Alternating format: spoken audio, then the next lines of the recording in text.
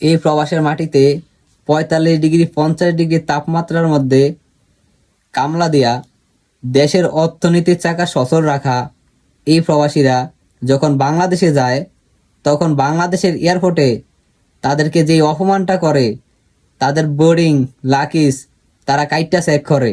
কেন কাইটটা চেক করব? যখন বাইরের দেশের একটা এয়ারপোর্ট আমাদের ইমিগ্রেশন কত সুন্দরভাবে তারা পার করে দেয়।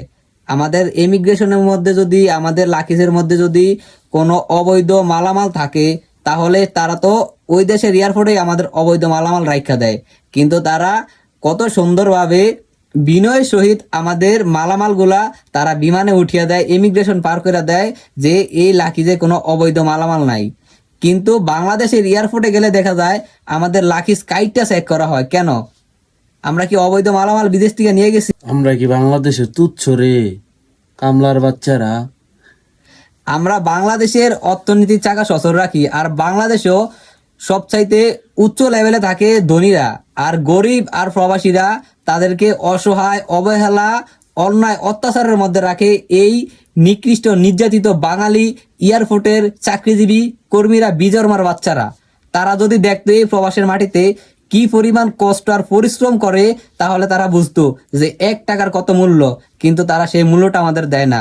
আমরা ডক্টর ইউনূসের কাছে আমরা এটার বিচার চাই যে প্রবাসীদের সম্মানে বাংলাদেশের এয়ারপোর্টে তাদের মালামাল বেডিং পত্র যেন সম্মানের সহিত তারা বহন করে, এবং কি তাদের মালামাল যেন কেউ লুট বা চুরি না করে।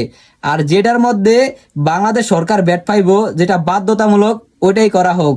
একটা মোবাইলের দাম যদি 27,000 টাকা হয়, তাহলে কিভাবে একটা মোবাইলের থেকে 20,000 টাকা ব্যাট নেওয়া হয়?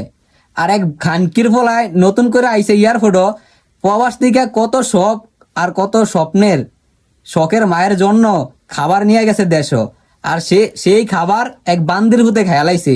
কিরে, তোর কি মা নাই? তোর কি বাপ নাই? তোর মার লেগে কি তোর মায়া লাগে না? সেও তো একজন প্রবাসী, সেও তো তার মায়ের জন্য প্রবাসের থেকে কত শখ করে কিছু খাবার নিয়ে গেছিল তার মাকে খাওয়াবে বলে। কিন্তু এই তুই কুত্তার বাচ্চায় তুই হের খাওয়ানটা খেয়ালালি।